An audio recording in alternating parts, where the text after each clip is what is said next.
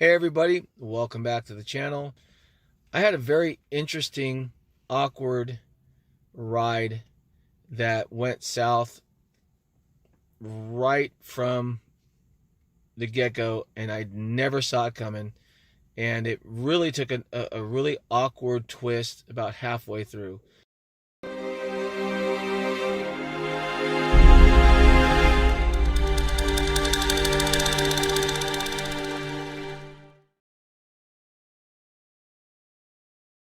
I picked up a ride request for a younger female and her 3-year-old son.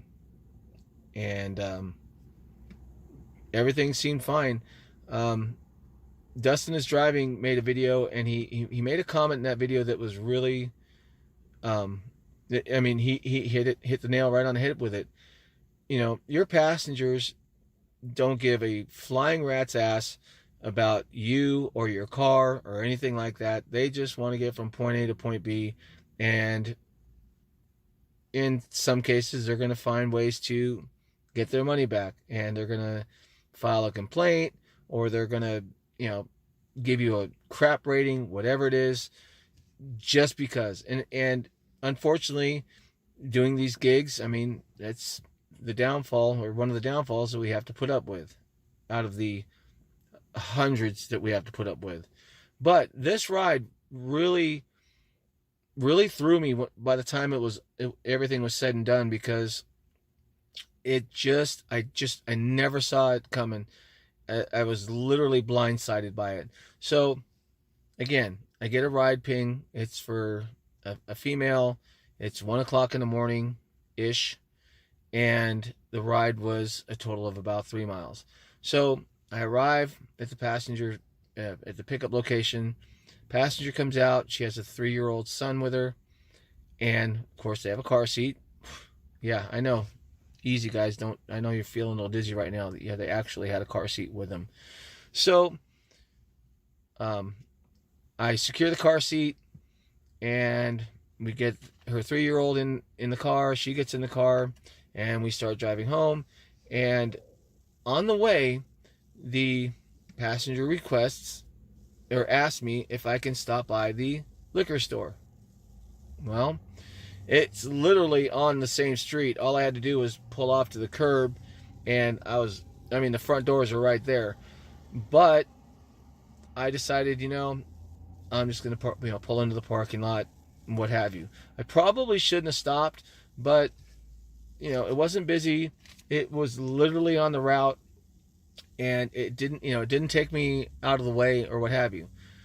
This is where this ride completely flipped into a nightmare. The mom gets out of the car and walks into the liquor store. Her son is still in the back seat. Are you shitting me?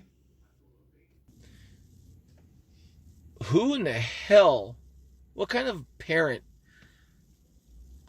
calls for an Uber or a Lyft, has never met this person before, and then leaves their child in the car to run into a liquor store? What the hell is wrong with people? When passengers want to make a stop, or whether they've added a stop or it's literally on the route, everybody gets out and they run into the store and they do their thing, and they come back and get back in the car, and we complete the ride.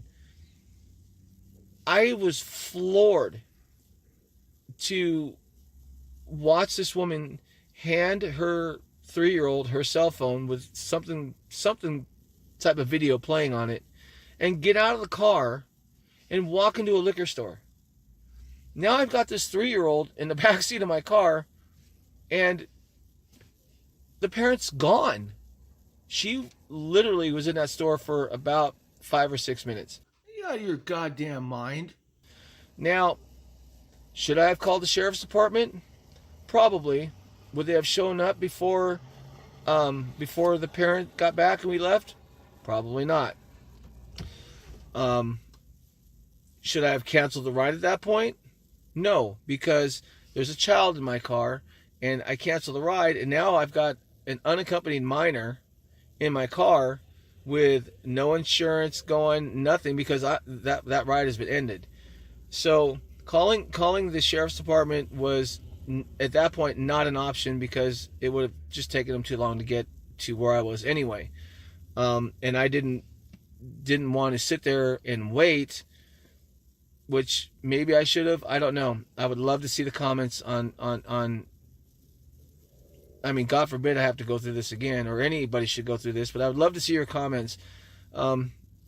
So what I immediately did is I clicked on the emergency mode of my dash camera on the interior of the car, and I adjusted it so you could see me in the front seat and you could see the 3-year-old in the back watching the phone. And I literally sat in my car with my hands on the steering wheel and did not move and did not say a word, with the exception of notating on the dash cam recording what had just happened.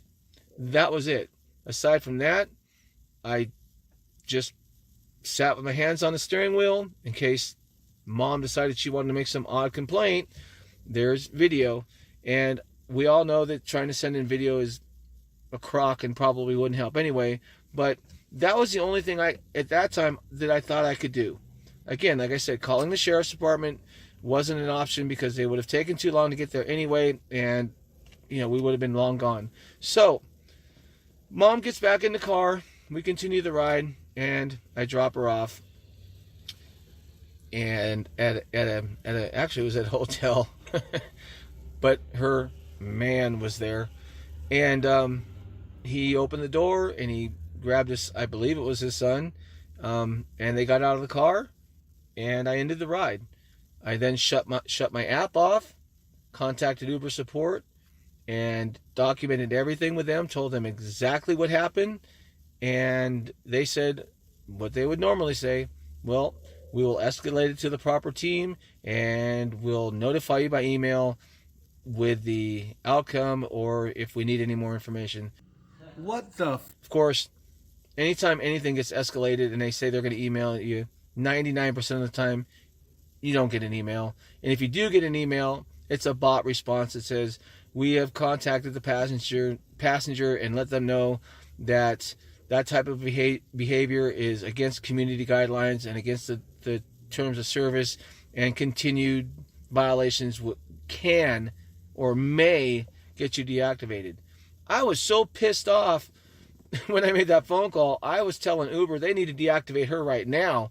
That was the dumbest thing anyone's ever done. Who leaves their kid in a car with a stranger? I mean, that's just foolish. And just when you thought the video was over, the next morning or the next day, I'm going to log on to my account, and I realized that my daily, dollar amount or whatever says negative X amount of dollars. So where the hell did that come from? So I called Uber. I filed a report and documented everything. Told them I had dash cam footage of her walking out of the car, of me sitting in the driver's seat while this 3-year-old was in the back seat, and I would be more than happy to send them the footage to show them what happened. They didn't want it. They didn't care. They did their little phone stuff, and like I said earlier, and what have you. The passenger called Uber sometime during the night and told Uber that I picked up the wrong person. Uber took the fare back. Really? They didn't bother looking at anything. They just, passenger calls up, says, hey, he didn't, I never took that ride. He took the wrong passenger. I always ask for the passenger's name, and I always have the passenger give me my name. Every ride. And as annoying as that may be, it's just, the only precautions that we have are to make sure that we have the right passenger. So when I called Uber and explained this to them, I had them look at the trip. I also had a screenshot of it. when they looked at the trip and the time and saw that the ride had been completed and that this call wasn't made, sorry about that, I'm in my car, and that call wasn't made until, 2.5 hours or something like that after the ride had been completed. After about 20 minutes on the phone with them, they finally credited my account back. So, and gave me a $5 inconvenience fee. I don't know what to say. I just, passengers that are watching this, don't leave your kids in the cars with strangers. I mean, you've really got to be a few cans shy of a 12-pack to leave your child or children in a car with a stranger, regardless of whether it's Lyft or Uber. It doesn't matter. Just because it's a rideshare car doesn't mean that that person may be 100%. You know what I mean? Fortunately, this young lady, and that's being generous, got a driver who wasn't a little off the edge. So with that being said, I'm going to end the video. Please leave your comments below. Again, let me know if there was another way to handle it, if you thought I handled it right. I pray that it never happens again, and if it does and somebody walks out of the car, I'm going to start honking the horn, telling them, the kid's going with you, or you're not getting out. I mean, that's the only other options. Again, sorry. I got to change my timer on the light. So, that's all I got. And with that being said, as always, be safe, be professional, keep it real, and as always, drive on.